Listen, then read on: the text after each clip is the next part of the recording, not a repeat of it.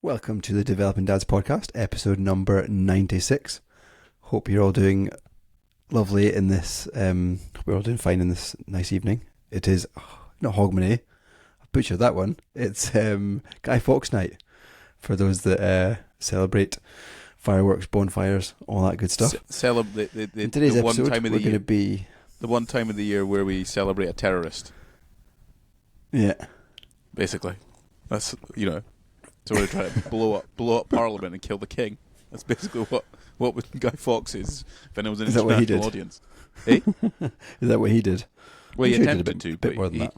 he attempted to, but he got found out and arrested. And then he got... Do you know what hung, drawn and quartered is? So I can guess that it's just cut up into bits. Kind of, but cut up in bits while you're still alive. Nice. Yeah. So you get hung and then drawn, and then... You teaching your kids that? It's just a bit weird. I mean, it's kind of if we actually if we're going about cancelling Winston Churchill's sort of statues and stuff these days, right? If you literally think about what Guy Fawkes night is, what fireworks night is, it's celebrating a terrorist trying to blow up Parliament. Yeah. That's basically. Wow. It's basically what it is. I must say, I haven't really looked into the story. I just know you have a big bonfire, and you're meant to have like a scarecrow thing in the middle of it to symbolise him or something. Yeah, hung, drawn, and quartered. It's a very weird thing to do. Like why like if you actually like you tell other country, if you tell someone who doesn't know from the UK, you're like, hey, you know what, we have like a fireworks night on the 5th, remember the 5th of November kind of thing. They're like, oh, what's that? Why'd you do that? Oh, it's some guy who tried to blow up Parliament and kill the king. Oh, interesting. So yeah, sorry Neil, carry on. Nice. Yeah. In this episode 96, we're going to be discussing things we want to achieve before we're 40. Which I thought, I don't know why it popped into my head, but I was like, oh, that'd be quite nice. I think I was thinking about Isla listening back to it, and be quite a nice thing for her to listen to. So yeah, we're going to delve into some of the details of that. I've got 5 things. Gordon's got 3, maybe 4. We'll see. Looking at the notes. And yeah, like we always do this podcast, we haven't caught up since. Did we do one? Yeah, we did one on Tuesday. It's been about a week-ish. Sunday evening today. How you doing? How's your week been? And give me some highlights, some lowlights. It's been... I can't remember sometimes how my week goes. Like I've got... maybe I've got early onset Alzheimer's or something like that, but I can't actually remember what happens in my week because how is it Sunday? Yeah. How are we currently here at the end of the week already? Being a dad, the weeks just merge into one. They do. I distinctly remember because me and Neil grew up in Aberdeenshire, and our grandparents and sort of some friends were generally in Edinburgh. So the travel distance is about 3 hours by car, isn't it, Neil? Round about that, 3.5. Yeah. But I remember that distinctly as a kid, taking forever, like literally it'd take all day, right? Yeah. But now 3 hours to me is like I can't get enough done. I can't even wash myself in 3 hours. So yeah. kind of the week disappears, but I still feel this eternal battle personally about the Mondays that I have with Olivia. I'm like, oh, I could be productive and make lots of money and work and yada yada. But then I keep having to remind myself, I'm like, well, yeah, you could, but these are the formative years of her life, and it's the best time you're ever going to get with her, probably across her entire life. The most time as well. Yeah, so I'm like, get a grip. And then today I got annoyed about the whole parenting thing, where they had it was actually 2 things. I mean, it was 2 things that annoyed me, and it's in association with parenting, generally speaking, right?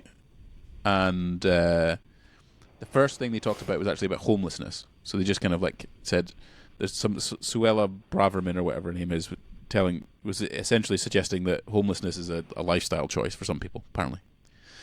And she's going to try and ban tents. Wow. Right. Yeah. Great, isn't it? So anyway, we were banging on about that, and it was gender neutral, right? It was just a flat homeless people. That's what we talked about. But 90-something% of the people in the UK who are homeless are men. So why not say homeless men?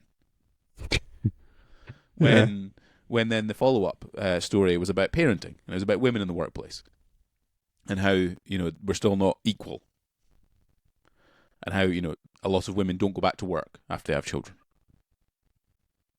And it was talking about all the kind of how work can facilitate, you know, women going back to work and doing all that kind of thing. I was like, well, why are we not facilitating men not working? Do you know what I mean? Like, why does it have to why can't it just be parents? Like, why can't we just say the word parent? Why does it have to be mums specific? Like, mums going back to work, mums doing this. And I'm like, no, parents. Like, why can't we make it normal that dads don't go back to work? Yeah, I get that. That they become the caregivers. Like, why is that not normal? Anyway, that's a bit of a rant, but it's about basically kind of the fact that I get my Monday with Olivia, which feels fantastic, but it's rare. It doesn't happen. Like, every man I speak to, they don't. Men, not many men, Neil, not people, men. Not many men take a whole day off to look after the kid, or take any significant amount of time off to look after the kid. And it's just news reporting. It just really annoys me. It's like, how can you just be so gender neutral about homelessness when it is a men's issue, and then be on the flip not, side. and then not then be gender specific when it's not. It should be a gender neutral issue. It's about being a parent, and parents should be able to take time off, not mums, dads too. Yeah. Anyway, sorry, I'll stop. So part of my week was obviously getting angry about that. I've been exercising, right, regularly. Okay, 3 times a week at least. Trying to get in 4, 2 weight sessions, 2 runs. But kids, right, they just make you ill. I'm ill again, Neil. I'm ill again. Right? And you're kind of in that, like, half house of, I can go for a run, but is it going to make it worse? Yeah, It might. I know exactly it's what you cold feel. outside, right? It's cold winter weather kicking in. And if I go for a run and I start getting a bit of a sniffle again, and it's not going to feel very nice, so I took today off. I really wanted to go for a run, but I've just been a bit ill, so decided not to do that. I have been prepping this week. I had a bunch of projects and stuff that I needed to do, but I was also prepping for I've got a potential, like, new client thing kicking in for a podcast that someone wants a full service thing for, so I'm going to have to hire another sort of 2 or 3 people into the business to help facilitate that. And it's a good deal. Like, it's a big deal, and it's going to take me into sort of numbers and things that I've never seen before in my entire sort of decade, 12 years or so of being self-employed, or having a business, I guess now, because I've got employees. I guess you could call it a business, right? Nice. So that's cool, and that's been sent out, and there's been a few questions about it. So I'm hoping I get kind of a thumbs up or a thumbs down next week. So maybe I'll update the 3.5 listeners. 4 now, apparently. Pierce dropped me a message just saying he is the 4th listener, and says that we should go to Dublin. So that's good. What else? Oh, today was officially my last day working in Aberdeen. Wow.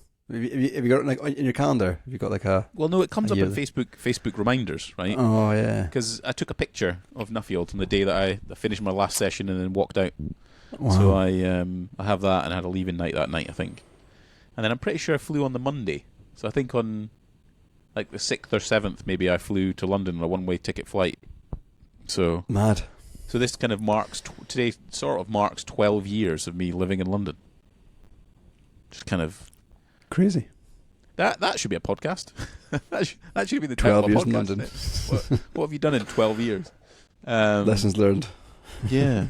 So it's kind of weird though, right? Because that's basically my adolescent years, right? All my 12, from the age of 24, and now I'm 36, and I've gone through the process of, working for someone else, then working for myself, setting up my own business, and then doing that fitness thing, then into the creative stuff. I've got married, had a kid, bought 2 houses, got sued once. If anyone finds that quite interesting, someone tried to sue me. Someone, I won't mention them anymore. It's probably 7 years gone anyway, so I could probably talk about it. Yeah, so they tried to sue me. They didn't win, by the way. I won, which is quite good. That's kind of it. Yeah, that's my week, I guess, Neil. I can't think of anything else. If anyone does have any questions about the suing, feel free to add it to any comments on Instagram. We'll do an episode of 12 years in London. Yeah, we should do that. That'd be quite good, wouldn't it? Yeah. Trying trying to think what else, really, to be honest. Did Guy Fawkes tonight, went out to the fireworks, took Olivia. She didn't like it to begin with, but she liked it afterwards. You put some ear defenders on her, she's fine after that. And she thought it was quite fun. That's kind of it, really, to be honest, Neil. It's not been like a whole swing a ding ding. It's just been kind of bits of family time, getting ill, trying to exercise, trying to just sort my life out, make money, survive, keep the heating on. That's pretty much it. What about you? Yeah, sounds like a pretty good week. My week started off Wednesday night, went out with a few old colleagues. Met Craig for the first time after hearing his news about him leaving. So he's starting a new job. So good to catch up with him. Cameron as well. And yeah, that was nice. And this weekend, it's been a really nice weekend actually. Feels like we just spent quality family time. Normally we're bad at like inviting other families with us and like not really having that family time. So yesterday we queued and I got tickets months ago to see Tom Fletcher live and do a book signing and stuff. Isla's obsessed with Tom Fletcher, bit of a man crush, I think. And he man crush, girl crush. She's only 8, Neil. I don't know if you can say that. Yeah, okay, a crush on this celebrity. He likes McFly now and likes all his books. So yeah, the boys and Isla went to see him, get a couple of books signed, and that was awesome.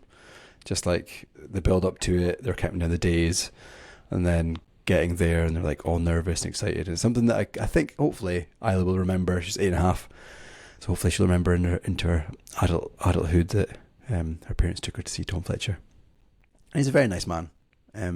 Despite the like 200 odd people queuing with tickets, he gave everyone a time and like spoke to us and asked us about Christmas and what our plans were and stuff. So yeah, it was good. Then we went out for lunch. That's good. Like that's just the kind of thing where someone someone is actually, they realise the power of their own fame, right? Is when they give a shit. He wasn't just signing books and throwing them, signing books. He was like, what are you getting for Christmas? Are you staying home or are you going somewhere? Yeah, it was nice. Really wholesome. Good. And got lots of photos. And then went out for lunch into Edinburgh. Went to see a few live busking event things. And yeah, it was nice. Lego shop. Always had to go to Lego shop. Got them a wee Lego thing each. And then Saturday night we got invited over to a friend's house with no kids, which is a nice treat, getting cooked for, getting wined and dined. And yeah, red wine was flowing. And then Sunday took the kids swimming. When you go around a friend's house, like, how do you navigate the don't arrive empty-handed? I always just I normally take what I want to drink. By the way, I've brought my own carton of Capri Sun. Does anyone want to share it? So I bought a nice 19 Crimes bottle of wine and a bottle of Prosecco because that's what Rebecca likes to drink, and some nibbles. Right, fair enough. So what you're saying is, like, if you ever go round to a dinner party, you're only actually bringing stuff for you to consume. No, because already had a bottle of wine open, a red wine, but it would be a bit weird if I took like a bottle of rum when I don't like rum. Yeah, fair. But by the way, if you're ever buying red wine, like any of the Tesco Finest stuff is fantastic. Yeah, like it's a very easy choice. Like any of the Tesco Finest stuff is, it's usually wine that's been bottled from a vineyard that would normally be selling, 2 or 3 times the price. Wow. It's just labelled because it's labelled Tesco's, right? They can't charge 50 quid for the bottle. Yeah, it's interesting. Yeah. So yeah, Sunday we did some swimming, like a family swim session this morning, and then took the kids out to the park and bikes and stuff, and then had mum and dad round for dinner. Goodness me! Cooked them a nice curry, and mum brought some sparklers for the kids, and we watched some fireworks. So yeah, wild. Quite a wholesome weekend. In the same vein as your fitness, obviously I'm still running. I just generally do that, but I've started an app called Pliability, which is just basically like yoga. So I want to do like 20 minutes of yoga stretching every morning. So I started that on Wednesday. I feel pretty good. Do you make sure like the curtains are open and you're just in your Starkers and your boxers. I do not. No, Oh, definitely not. that's a shame. But it's funny when the boys and I try to copy my moves. I mean, I'm definitely not flexible at all. So me trying to do some yoga poses is entertaining, but I feel like it's making a difference. Like, and we'll get on to like what I want to do by the time I'm 40. One of them is an ultramarathon, and I feel that I'm picking up niggles and injuries now quicker, and I've never stretched. Like, I've never done any kind of mobility work ever. I think it's catching up with me. So I'm like, maybe I just need to take some time and stretch things out, and so I've started that journey. Very good, Neil. It's just so wholesome of you. Yeah.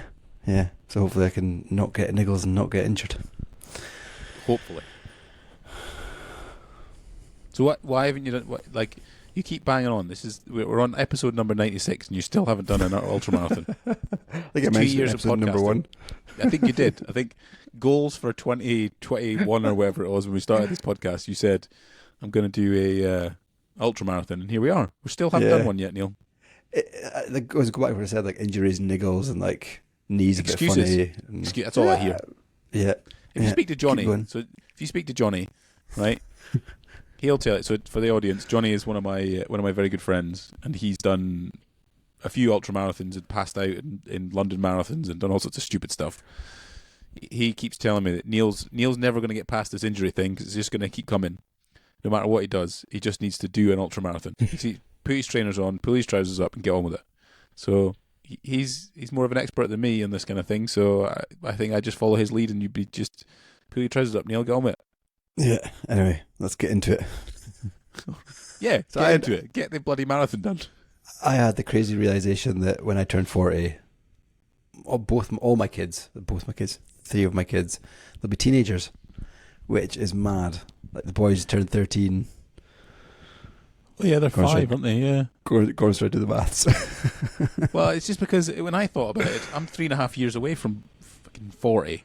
I know. Yeah, when you think about it like that, that's bad. I'm 3.5 years, literally 3.5 years away from being 40.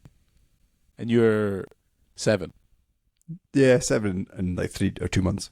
7 years away, and I'm 3.5. That's disgusting. Like, I actually find it quite hard to think of stuff I wanted to achieve by the time I'm 40, because it's not enough time to be like, dreamy. Because it's an actual reality. Like, I'm going to turn 40. Like, it's gonna happen. It's not that far. Soon. No. So I didn't have any fitness ones. Well, maybe I should, but I did say I wanted to do a bodybuilding show again when I was 40. But then, the more I actually think about it, that's a stupid idea, because like I could do a marathon, or I could do a fitnessy based thing, because you just need to train for it, right? And maybe I need to commit 10 hours a week of training, but that's not 24 hours a day, which is basically diet, lifestyle, stupid. For what? Like to stand up on my pants and get covered in tan? Like, no thanks. And shave my body from head to toe.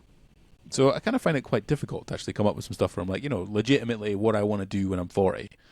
And often I've kind of gone down more of the practical route. So I guess like the first one that I have definitely got as a plan in my head is I'd like to have $100,000 in my pension.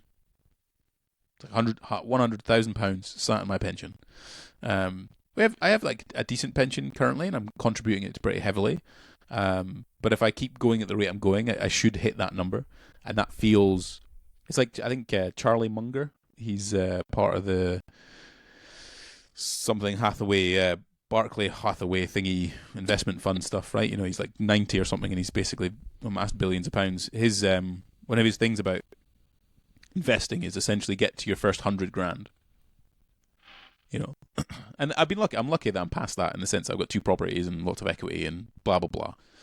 But I'd like my pension to get to that $100,000, and that's a really that's something. If I get to that point, and it's just much easier after that, right? There's compound interest on top of all of that and stuff. So I think personally, that's one of my biggest 40-year-old targets. I think. It's pretty decent one. Keep aggressively saving, because I just feel like the more I look into pensions, the more I look into the standard of living that I want to try and maintain when I'm retired. Like, I've got to start saving aggressively at my age. And if you're kind of someone listening to this and you haven't looked at the pension calculators to figure out what kind of earnings do I want at the end of end of my work life, then it's kind of terrifying. If I'm quite honest, very terrifying. So, yeah, first one was by the time I'm 40, 100 G's sat in my pension as a minimum. Yeah, I mean, I haven't been that bad. I guess this is kind of specific, but by the time I'm 40, I want to have a large investment of some sort, whether that's a flat, a holiday home, or something, where I can rent out, and then it's mortgage is relatively cheap, Airbnb it, something like that. Just have something to fall back on, because in this day and age, I don't think it's sensible just blowing all your money away. I think it's wise. Why do you tend to go down the physical? Why not just like high rate savings account or pension, for example? Like, why something physical? Because I can use it. Like, if it's a holiday home somewhere, then I can go to it when I want, or I can give it to friends as a gift or something for a weekend. And I don't know, it's got more utility than just having money in the bank. The thing I think about that is it's like associated with a car, for example, right? If you live in central London, you have a car, it's quite a luxury because you've got to park it, right? That's expensive. You got costs associated with driving around in London for fancy cars and stuff. And if you were to like actually work out, okay, let's say I've got this fancy car, it costs me £800 a month, right, in payments. How many Uber? So if I was to consider, purchasing even now, and we kind of talked about it a little bit with Edinburgh, right? I was like, I could buy a flat in Edinburgh, that'd be quite cool, Airbnb it, yada yada. And then you've got all this legislation now where it's basically cost you like 10 grand just to get off the ground, and you're like, well, what's the point? Planning permission and all that. Yeah, all that kind of stuff, right? So then when you talk about like the use of it in a holiday home and all that kind of thing, you're like, well, okay, if second home tax, which is higher in Scotland, you've got to pay at least 3% stamp duty on that, so you're going to be 200 grand, you're probably going to be at least £6,000 to be able to purchase it, cash in hand, and then you've got moving fees and solicitor fees, so you're probably going to be about £9,000 to £10,000 to purchase that. And then you've got obviously the amount that you've got to have sitting in it, 25%, which is a buy-to-let mortgage, etc. So part of me feels like in this market now, because of interest rates, even the cost of buying a house, let's say £10,000, how many hotels and Airbnbs can you get for 10 grand? Yeah, probably quite a lot. I guess it's the if it goes up in value, like if you get somewhere like Edinburgh or somewhere like, I don't know, somewhere that's lucrative, St Andrews or. If you were saying this to me back in, and I this is hindsight, so I would have never predicted this. However, if you were saying that to me back in like 2012, 2013, 2014, I think that when the heyday of like property was kicking around, where you could get a mortgage for like less than 2%, so the repayments were low, where you saw property prices, especially in places like London, going up 20%, 25% a year. I think then you're like, it's a slam dunk money making machine. But the 50 grand that you want to put into like a house, even if you put in a high rate savings account right now, you're getting 4%, right? 5%, no risk. Yeah, I mean, I guess it's cash liquid. Who knows? In 5 years' time, interest rates might be better. I don't know, maybe. But yeah, no, I like the idea, like the whole Breakish, Upper Breakish or whatever it's called area. Like I looked at how much house prices and stuff would be there, and they're not unaffordable for someone like me, and they would be a nice sort of kind of investment and stuff like that. But then that's £1,000 a week you're getting from an Airbnb. Sure, but you've got maintenance of the property, you've got security of the property, like all those kind of stuff. Like it's more of a minefield than I realise. I think I wouldn't have gone into rental unless the yield that I make on my property was as good as it is. Just because I got the heyday, right? The days when it was like 2% mortgage, which is mental. So I like it, but it's not a bad idea. I think I'd get a holiday home 100%. But if you had 50 grand, I think like stocks and shares are pretty good. Like S&P 500, right? Index fund thing, stick it in that. You get average 10%. You can't use it though. Returns. You can't enjoy it. You can't. You can. You can just pull out the winnings if you really want, but. In 10 years' time, like if it's 10% average returns, your investment of 50 grand is 100 grand, and your property is not going up more than sort of 2%, I reckon, in the next 10 years. No way. Yeah. But that's good. I like bold financial savings targets. Like I think they're kind of good things for your 40s because it's. that's when you're midlife, right? You're starting to actually think about retirement. You know what's happening. Yeah. I have a lifelong dream, Neil. Right? I love Formula One, and I've never been to a Formula One race. Right? Sad fact is, Formula One is a terrible spectator sport. Okay, you know when you're at a football match, right, or a rugby match, you sit in the stadium and you can see the whole thing all the time. You can see the whole thing, right? Formula One is a giant track. It's a few miles long, and you sit in one place, and then you just see the car go wow at 200 miles an hour straight past, right? And it costs you like £300 or £400 for a ticket. So, I don't want to do that, right? However, what they've released quite recently, in the past few years, is something called Paddock Pass. Have you heard of this? You mentioned it to me. Yeah, like that's the dream, right? And if I save up little by little, over the next sort of 3 or 4 years for my 40th, I reckon I could do a paddock pass. I could do 2 paddock passes, in fact, that's the point, because you can't just go on your own. That's the hard part. How are you going to find somebody that's got the same interest as you? I already know someone who loves Formula One as much as I do. So we'll be good. Like, I know I could do that. And he'll be a friend by then, at least, I hope. But it is, like, that genuinely would be, like, one of those kind of, like, bucket list ticket. I've made it. This is amazing. I can't believe it, because you get 3 days. You get the Friday thing where some of the races do sprint races, so they've got a race on a Friday, a race on a qualifying on a Saturday, and then a race on a Sunday kind of thing. And you get to go like around the teams. You get to see the cars. You get to maybe sort of see some of the drivers, some of the team members. You get like special seats and stuff like that. You get like lunch and food and drinks and all sorts of stuff included. You don't get hotels. I think you get transfers. You got to fly there if you're going somewhere. But it's like a real proper. You go walk along the pit lane. Like you get a proper experience of Formula One. Anyway, that's from what I believe. Yeah, that'd be cool. Yeah, I'd absolutely love to do that. But it's probably 5 figures for 2 tickets, which is punchy to say the least. Yeah, for a weekend away, that's a lot of money. It is a ton of money. But then I'm like, well, which would I want? Would I want a Rolex or would I want the Paddock Pass? Yeah. Sad fact is, I can't. I'm not on the same wavelength as you. I'd take the Rolex. Yeah, sad fact is the Rolex, I could get the money back. Yeah, and it'd probably go up in value. Yeah, it would still be there, right? It'd still hold on, and if I really needed 10 grand back, I'd be able to sell the Rolex. But I don't know. It feels like an experience that would just, that genuinely would be something that'd blow my mind. Just because I've thought about it so much for so long. I remember watching Formula One with. Do you remember Granny Greenhorn's Basil? Yeah, I used to sit and watch Formula One with him back in the day when I was a kid. I used to love it, and it's just I'd like to go to a race, but it's just sat in your. It doesn't seem right to sit in a stadium just watching a 200-mile-an-hour car go past, and then watch the big screen when you could just sit at home and do it, and that's £400. I'd rather just get the full sauce experience just once in my life. But we'll see. Like it's a lot of money, and it's kind of things can change, right? And they can go up and down and whatnot, and 2 kids might come along, and then that'll be £2,000 a month just in childcare. So you know what? Maybe they don't go to nursery, and I save up for 5 months. Maybe. Yeah. In the same vein of like experiences and stuff, one of my goals is a massive family holiday, like 2 weeks away, Orlando, all the parks, nice villa with a pool, like nice rental car, just pretty lavish in terms of like eating out and enjoying it. But I think the kids would be at such a good age in a couple of years' time that they'd remember it. They'd be able to go on all the rides. They wouldn't be too scared. Yeah, I remember we went to Orlando.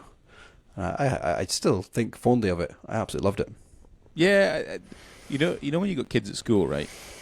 And they go, "Oh yeah, I'm going off on holiday, mum and dad." And it'd be like every single like year, or 2 or 3 times a year and stuff like that. And they like now I come to realize how rich their parents were. Yeah, yeah. because it's like we're going to Dubai in the end of this month, and I had to pay what was it, £500-600 or something for Olivia's plane ticket. Mad. Like what? Yeah. She's 2. Just 2. But yeah, so it's like for kids and stuff, it's just mental how much it costs. And even more so now, like the flights. I was looking at flights for our 5th wedding anniversary in March, and like you're £600 to fly to Portugal for 2 people. That's mad. Why? Why is it so much now? But yeah, it's just kind of crazy. Like if you're going to go to Orlando, you're 10 grand deep, Neil. Yeah, I've actually got a spreadsheet worked out how much it's going to be, and How much is it? have a 10 grand. But that's a decent time. Like that's a decent rental car, nice villa, eating out most nights, like spending money, shopping money, just going all in. So yeah, 10 grand, and you'd have an awesome time for 2 weeks. But that's £2,000 a person, Neil. Right? I know, but you're talking about you're talking about going to F1. Yeah, because I worked for that, Neil. These 3 didn't. They've just sponged off you and got an experience. That's outrageous. Yeah, you know what I mean? But I'd love to surprise them. You know what I could do, right? Hopefully my accountant's not listening, and I definitely won't do this. Craig, if you're listening, I definitely won't do this. But I might need to entertain a client, right? You know, I've got a business now. It's growing. You know, they're potentially going to turn into like a really high retainer client, and they're really interested in Formula One. So Daddy's buying dinner at Formula One. Yeah. I wonder if that's a company expense. I don't think it is, but you know, I don't know how all these other sort of sales teams and stuff like you lot, right? How you get away with like expensing all sorts of stuff like that? Because that could be client entertainment, couldn't it? Yeah, I mean, like when I put my expenses through, there's a category for client entertainment, and the finance team just do their magic. But I don't know what happens in the tax stuff. Right, Craig, if you're listening, when I'm 40, I am hoping to bring my business to the next level, and I might need a representative from Shark Tower, who I've been helping out. You know, he's looking to sign up to a big. But anyway, that sounds great, Neil. I like 2 things. I like a big financial savings target, and I also like something's not saving, right? Yeah, it's just like and I get it. Saving for a moment, saving for like experience. We've gone over that book by Bill Perkins, Die with Zero, so many times where we've talked about, you know, like don't be an idiot, but like really, what is money? Like, what is it doing for you? You know, and if you can use it to enjoy experiences, like I know it's £10,000, it's ridiculous to go to the F1, but at the same time, that literally is something that I would remember for the rest of my life. Yeah, do you know, like, so what are you doing with it then? Am I just going to wait until I'm 70? And then do it when I'm not young, when I don't have the energy to walk up and down stairs, where I might not have the same kind of passion for things like that. Like, you know, if I have the capacity to do it now, why wouldn't I now? Yeah, it's like that with the Orlando holiday. The kids will be a perfect age. If we do it in a couple of years' time, I'll be 10, the boys will be 7. I think that's a great age for getting on rides and remembering stuff. Strong. That's a strong age. It's just kind of annoying for you because it's school years as well, so you've got to kind of go outside school, so it's more expensive, it's more busy. Like, there's just so much to it, which kind of makes it hard, right? It's kind of annoying. And you get fined as well, don't you, if you take your kids out of school? So they only start looking at that when they get to P7 and secondary school. Right. So what you're saying is you're going to pull your kids out of school for... In 2 years' time, I'll be P6. So they'll be... And like Isla's friends, one of Isla's ex-friends, went to Orlando for 2 weeks in January. Oh. Just straight after the Christmas holidays. Great, get it done, Neil. Right, screw their ABCs, get them seeing Disneyland. Yeah. My next one was kind of like I've got some decisions to make when we get to like a 5-year mark of mortgages and remortgaging and yada yada stuff to do. So this is more like a 10-year plan actually. So when do we remortgage Downham? Some point, 3 years, 2.5 years. So when will that be? I'll be nearly 40. So we've got to remortgage that, and we've got to make a decision of whether or not we sell the rental property or we keep it, or we take some money out of it and then do up this house a bit more, or, you know, work something out to do with it. But generally that's actually more of like a 10-year plan, so it's probably not until 2030 something, probably, before we make a specific decision on that, so it'll be sort of 44, 45. But it is the decision of whether or not sort of add to the portfolio again, right? Buy another property. And then add to sort of the rental income aspect of things, where we probably flip the one we're in now and then go and buy another one, then rent this one out, and then just, you know, keep rinse and repeat, I guess, to some extent. Just because, again, I'm sort of trying to think of the future in terms of spreading revenue streams or income streams for us to be able to make decisions on things like, does Laura want to go back to work? Do I want to go back to work? If we've got 2 rental properties bringing in 20, 25 grand a year in terms of profit or income, then, it's kind of a nice fallback, right? That's a pension as well. It is, because generally speaking, they're going to rent out year round. It's unlikely in London that you're going to have really long extended periods without anyone living in it. Yeah.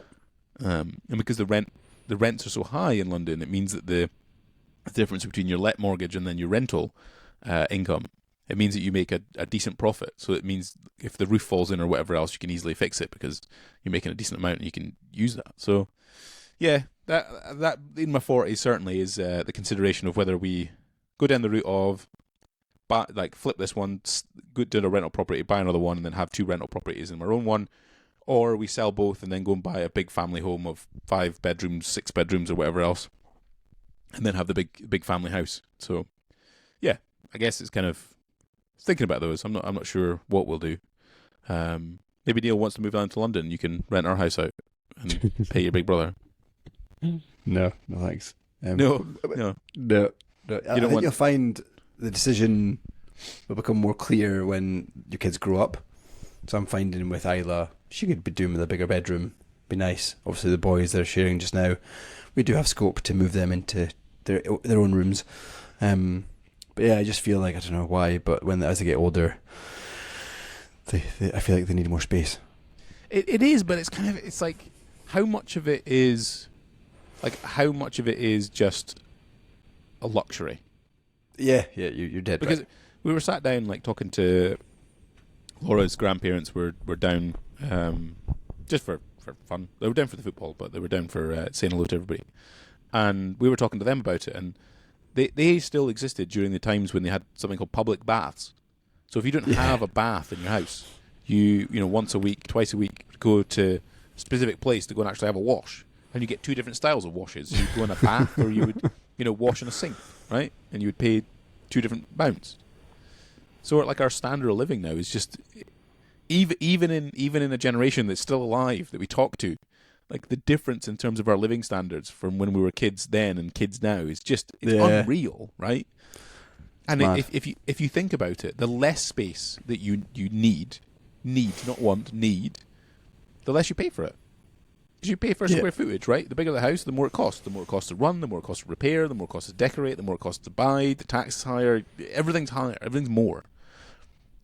So if you can kind of save the difference and then essentially have 2 houses, and one of them feeds you and pays for your mortgage of the one you currently got, it's huge, right? Makes a massive, for us, it makes a massive difference because to have Downham, it basically pays for our mortgage. Yeah.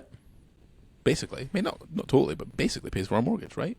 And then it's got the other equity in it, and it keeps going up, and, it's all those things that go together. So, yeah.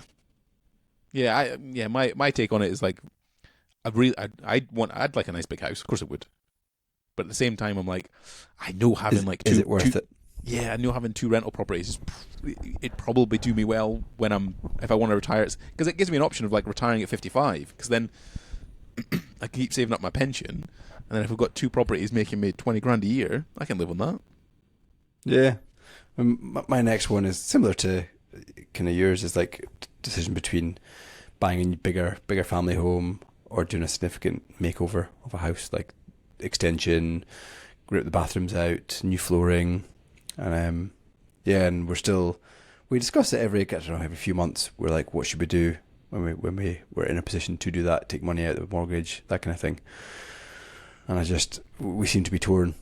We can't decide whether it's worth buying a newer build, bigger. Versus... Yeah, I don't know. So, excuse me. I don't know if unless you'd bought the ugly house in the street, so the one that needed a bunch of renovation, a bit like the one we live in now. Because did you see it when it had the tiny little kitchen? Yeah. I was down a few times. It needed it, right? No one was going to buy this place unless you did that. And you need to replace the windows and a driveway and all those kind of things. Those, I think, are having an extension. That's where I think that's where you make your money. Increasing square footage, changing the layout of something, having off-street parking, Like that kind of stuff makes money. I'm not sure adding windows or changing windows actually adds any money. I don't think adding flooring adds any money. I don't think renovating a bathroom necessarily to a certain extent adds any value to it. Maybe a nice bathroom, but like nice is subjective to some extent. Like, is it painted and clean and tidy? Yeah. Like I said before, flooring, even shutters and curtains and carpets and all that kind of thing, I don't actually think they add much money. Especially if, for example, do people actually look at a carpet and go, that's a wool carpet? That makes the house £10,000 more. Yeah, no way. Not at all. So for this house, absolutely, I think adding the extra space onto this house was a good thing to do because it's increased the value of the house.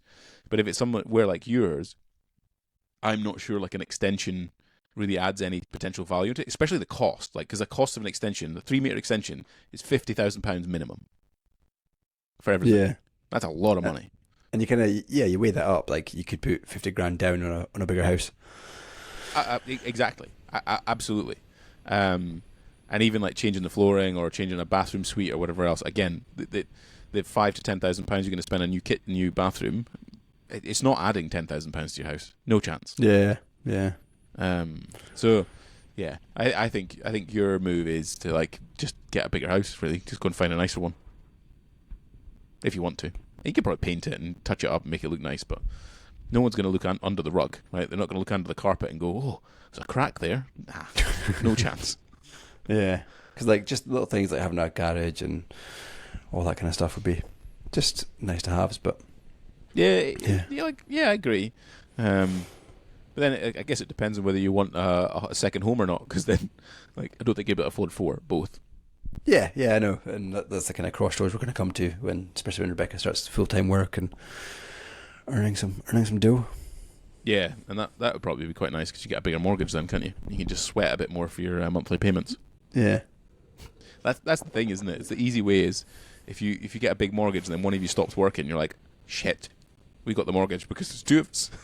Yeah, like exactly. We've always just lived with one salary for the last 8 years. Yeah. So yeah, solid. All right, Neil. Neil needs a sharpish one because he's reconnecting with his wife. Or connecting with his wife over some TV program when you sit on opposite sides of the sofa and then don't talk to each other. So I'm not really sure how that works, Neil. Yeah. But, lovely. Two of you. Yes. I mean, it's because I'm away for the next couple of nights. Where are you going? Leicester, which... Sexy. That place, you're going to get there, you're going to go, wow, the palm trees here are lovely. Yes, I'll fly into Birmingham tomorrow and then Leicester.